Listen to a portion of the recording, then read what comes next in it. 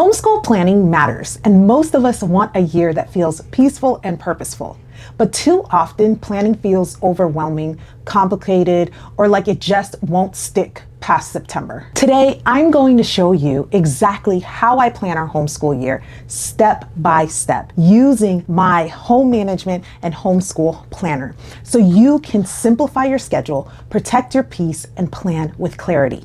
Even if you do not own this planner, stick around because all of this can be done on a sheet of paper. Hey friends, I'm Wendy, a homeschooling mom of 5, soon to be 6, and I am the creator of the Home Management and Homeschool Planner. And my hope is to help homeschooling mamas build homeschool that works with real life, not against it. Whether you're a visual planner or a just enough to stay sane planner, this system keeps the main purpose of your homeschool in mind and chaos in check. Before I even think about curriculum, I start with our family's vision, our why.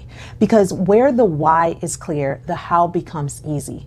So I go to the Developing Your Why page in my planner and I pray through 3 things.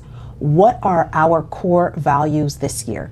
What scriptures are shaping our homeschool focus?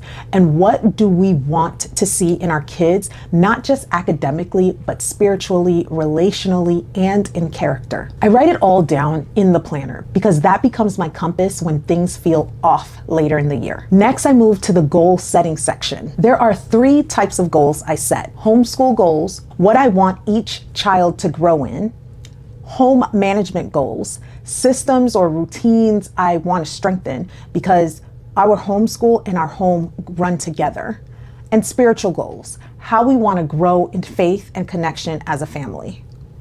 I love that these goals aren't about perfection, they're about alignment.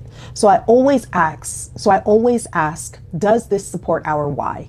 Is this doable in this season? And if it's not, we adjust, because I've had to learn so much that it has to be grace over grind, that the dream that I want to have does not overstep or does not come before the reality of the life and the calling that God has given me. Then I move into our rhythms using the setting routines page in my planner.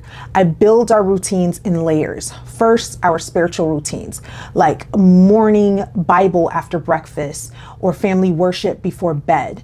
Then our homeschool routines. I block mornings for teaching and afternoons for quiet time or for co-op. Then finally, self-care routines.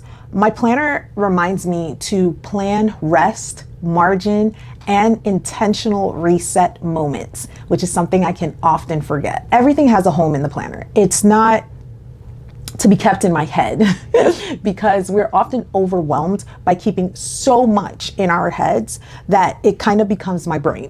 And that alone brings peace and space, especially space to be present in the moment. So now that our rhythms are set, I move into the homeschool planning formula section in the planner. This is the meat and potatoes. So here's how I plan the whole year. Number 1, I decide how many weeks we're schooling for. Usually 36, but I plan for 34 so that I have that margin because we've been known to get sick a lot.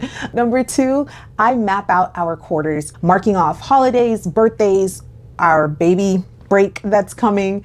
Then I choose subjects and I write them into the subject planner grid.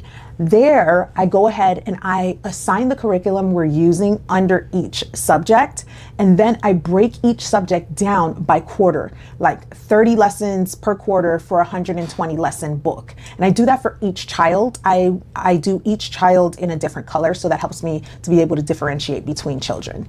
So it's all right there. I can see the big picture without being locked into like a daily rigidity of things. So once the yearly structure is in place, then I go on to the monthly goal setting. And I use the subjects that I had broken into quarters to now get a number as to how much I want to accomplish every single month to put on my goals setting page. And that helps me establish goals for us on a monthly basis. Once the yearly and the monthly are in place, now I use the weekly pages to stay grounded. Every Sunday, I fill out the weekly spread for certain students, especially those that have like very open and go curriculums.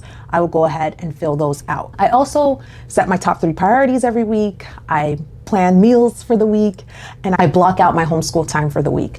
I take time to do any brain dumps, any prayer requests, or different things like that. The planner becomes my anchor, not just like a checklist. It becomes where I'm like, okay, what am I supposed to be doing right now? It helps me stay on track. Some weeks go smooth and some are total chaos.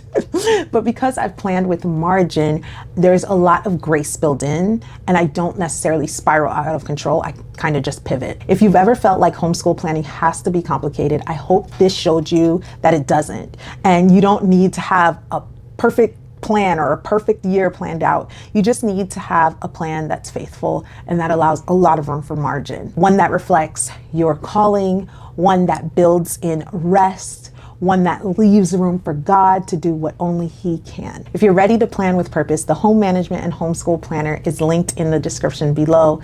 And if you already have one, I hope this gave you like a super practical walkthrough on how to actually use it.